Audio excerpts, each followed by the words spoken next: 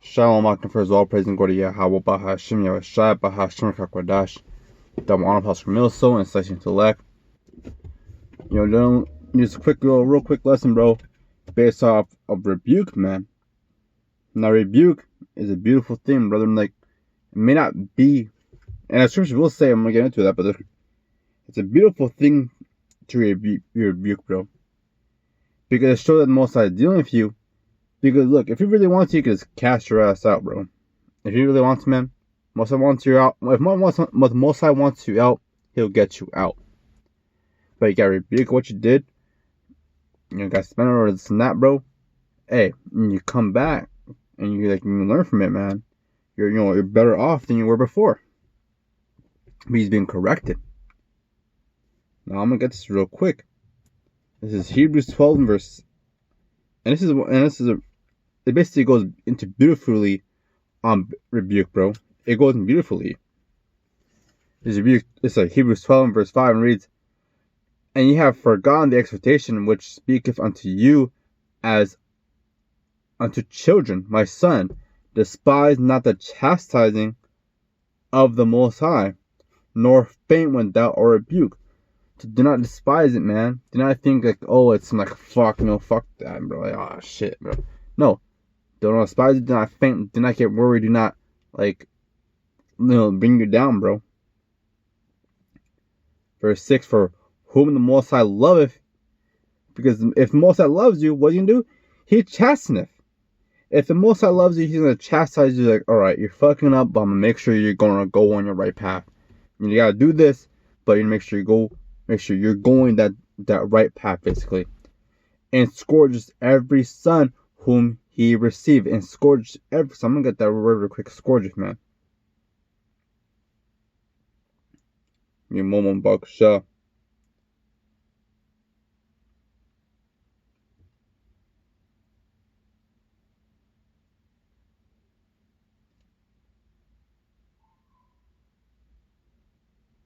Doesn't get much into the blue letter, but I'm going to look it up. It's regular definition.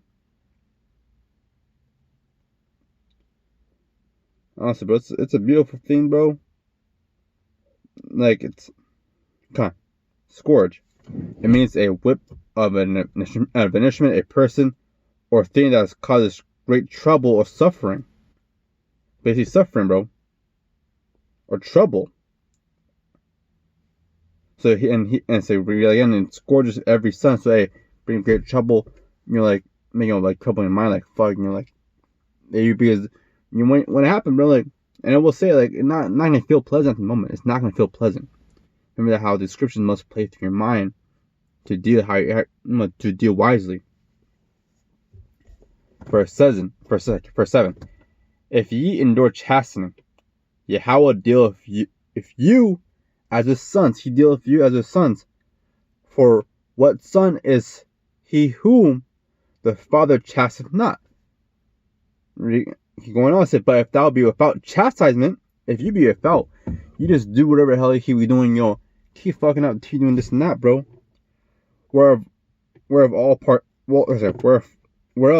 are partakers, then you are bastards and not sons. You are bastards, bro. Not some mother. You're just bastards. Furthermore, we have flesh of our fathers, which correcteth us. And do, man. You say your dad, you might beat your eyes for. Might done this, might punish you in some way and this and that. So hey, same thing if in the flesh, man. Same thing be with the Most High, bro. And that goes laughing, bro. You wanna be like a scholar, you want to be know the scriptures. You gotta put time to it. It's like you want the reward of the kingdom, man. You gotta put time into it, man. You want a reward to be a good basketball player. You gotta put time into that. For then we have our father. We have had fathers of flesh which corrected us, and we give them reverence. Shall we not much rather be in subjection unto the Father of spirits and live? Say the same thing, bro. For they verily for a few days chasten us after their own pleasure, but He for our profit. And most High, He is for our profit, man. When we get chastised, it's for our profit, to be lifted up, to be a stronger person where before, be more stronger mentally, physically, be whatever, man. Be stronger in the mind, man.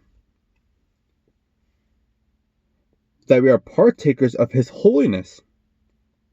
It said, now no chastening for the present seems to be joyous. It's not. You might feel a certain way.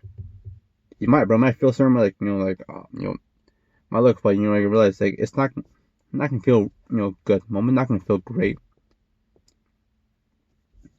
But grievous. It says, but it's not even joyous, but grievous. Nevertheless, afterward it yield the peaceful fruit of righteousness unto them which exercise thereby. But it brings forth righteousness, man. It brings forth, like, if you take the rebuke, you take it to your soul, man. You learn from it. You take the spirit, bro, and learn from it. It brings out righteous fruit. It brings out better fruit than it was before. Wherefore lift up the hands which hang down and the feeble knees, and make straight paths for your feet, lest that which is lame be turned out of the way, but let it rather be healed. So that's beautiful, man. So when we get chastised, when we rebuke, man, for what we do, it makes us a stronger and better in the truth, in the commandments, in the way of doing it truthfully, better, bro, and righteousness than what we were doing before. It makes us a better person, man. So they don't think about too much, but don't think like, well, man, try to look at somebody's phone, because at the end of the day, it's all for our benefit. It doesn't benefit. It doesn't help. It doesn't help your brother. At the end of the day, like, I'm gonna go get on this brother. It doesn't help that brother. It helps you, though. It helps you make sure that you're in the right path. Make sure you're doing right. Make sure you're correct.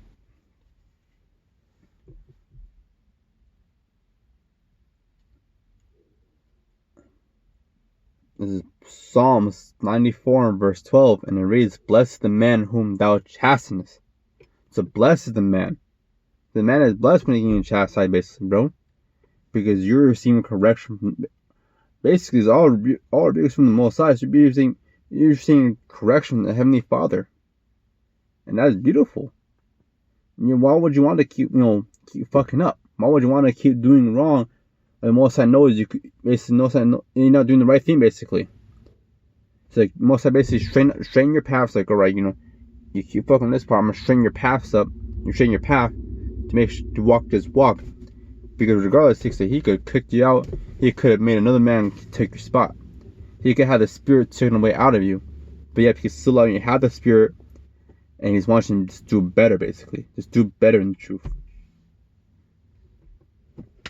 Blessed is the man whom thou chastenest, O Yahweh, and teachest him out of thy law, that thou mayest give him rest from the days of adversity. Miss one to get, bro. So, it's a beautiful thing, I said, it might seem right at the moment, might make you feel away, but in the day, it makes you better, bro.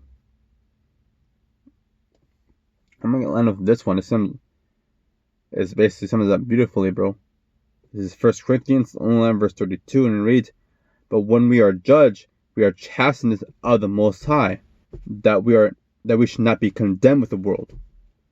So when we are judged, when we're being chastised, man, make sure that our paths are not going to lead into destruction. We're not leading to the way of the 2/3. We're not leading to the way of these heathen, man, of these Edomites, bro. And make sure that we are being most time willing to be part of life, being saved from that, being saved from what our paths were walking into. This being a 2/3. Instead, we're trying to straight righteousness, trying to hold it. The way when we get to, we are making our path straight to go to the kingdom, man. And that's a much harder path to go on, but it leads to, it's a way better fruit, bro. It leads to way better things at the end. But But that's one Akim. With that, give all praise go to Yahweh, Bahashim, Yahshua, Bahashim, Kakwadash. That's Akim. Shalom.